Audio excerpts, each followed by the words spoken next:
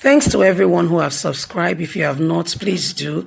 And thanks for coming out here. I really appreciate you. Nigerian government lying about the release of the captured Kankara schoolboys. Conflicting figures over numbers of the captured and the released boys raises a lot of concern. Hello, wonderful people. How are you doing today? So this has raised a lot of concern and people are very worried, asking, has these boys truly been released, or is somebody trying to make up something somewhere? Because it seems that somebody somewhere is lying. The government, when the thing happened, said that of 840 something students, about 333 were captured. The what's it called? Presidency, Garuba Shehu himself, his presidency, said it was 10. Later, one of the boys that escaped from the snails of these people said there were 520 that he counted them. The video that was released by the bandit also confirmed that it was 520. Our Nigerian government is saying that 334 has been released. So who is lying? Who is telling the truth?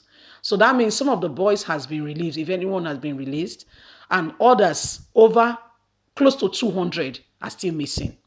Let's understand all that is going on. Some of the schoolboys, after they were released, they were captured. Many of the schoolboys have actually been captured on the 11th of December, where 344 released on Thursday night. They were not the entire ones that were captured. Governor Aminu initially told journalists that 333 students out of 830 were kidnapped. But last night, he said 344 students has been released. Initially told everybody, the whole world, it was 333. Now it's 344. In a video released by the B-Boys on Thursday, one of the students then in the captivity said 520 of them were captured from the government science secondary school in Kankara. He also said that some of the students were killed in some firefight between the Nigerian military and the adapters. Another student who escaped from the bandit also said 520 students were captured, that they were counted. The B-Boys on their part said they captured 524. Governor Minu, in an interview with NTA, announcing the release of the 344 also created doubt if the students have really regained freedom. I think we have recovered most of the boys. It's not all of them, said the governor. Then he added that those who were released will be given proper medical attention and care before being reunited with their family. The Daily Trust reported that the school register signed by its reporter indicates that 668 students were missing after the incident of what happened on the 9th of 11th of December. The paper further reported that while in the bush, the students were kept in clusters in 3 different locations by 3 different groups with different motives. On Thursday night, 344 students were released after negotiations that involved Zamfara State Governor Bello and others. Matawa, in an interview with the Daily Nigerian, said he used repentant bandits and leadership of Mighty Allah to identify the syndicate that had led to the adoption and then started the negotiation process. So Mighty Allah the ones, right? You use them. It is well. Nobody's investigating them. Nobody's in prison. Nobody's being held accountable. But you are pursuing answers. And you say there is fairness, equality, and you call it one Nigeria. Think again.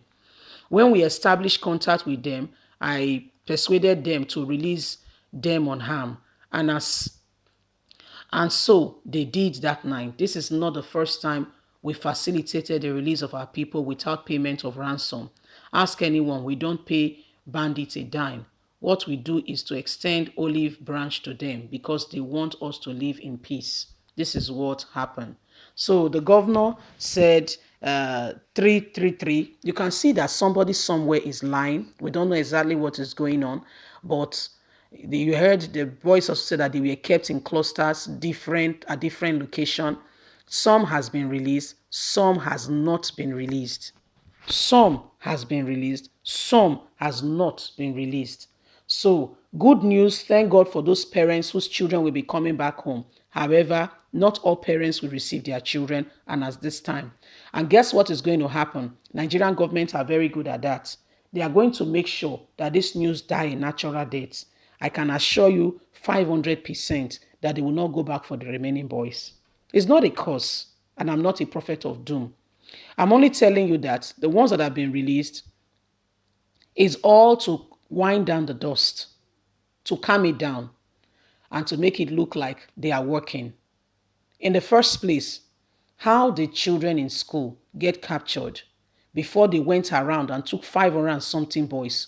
No security agencies came around. That should ring an alarm bell to you. Two, who are those who have adopted these boys and what is being done to them? How do we ensure that this does not happen again? Because if you look at what is going on in this country, you will know that people have taken this thing as a business. To be very candid, though, listen very well. Some people, this is where they thrive. This is what they do. You know, you wake up in the morning, you start your work, and you pray that your work will do well. This is the business. It's now a lucrative business for them, where they are negotiating with the government and they are discussing and telling them this is what to do. The governor also told us that a dime was not paid. But when the governor of Castina was asked, he was mute about it and did not say a word. He rather remains quiet in regards to that. Said they discussed with the Mighty Allah group and they discussed about the release of the schoolboys. No problem. How did we get here in the first place? You know, if this was in a developed country, let's even use the very big one, America, they will go back to the drawing board and say, what happened? How can this be prevented? Who are those that need to be suspended? An investigation, full-scale investigation, without fear or favor, will start even from the president down. And whoever has been indicted will be dealt with the full arms of the law. But guess what? In Nigeria, we celebrate those who have committed atrocities. We celebrate those who have made parents to cry, who has made mothers childless. We celebrate them and we say that and nothing is Nigeria. It belongs to everybody. Of course, it belongs to everybody. But let's be very candid and let's call ourselves to order and tell ourselves the truth. What is really going on here? Who are those responsible? And how can we prevent this kind of thing from happening again? It is important that we all get on board and understand, because there is something fishing really going on. And until something drastic is done, I'm sorry, it's a pattern. Leave us a comment. God bless you. Bye for now.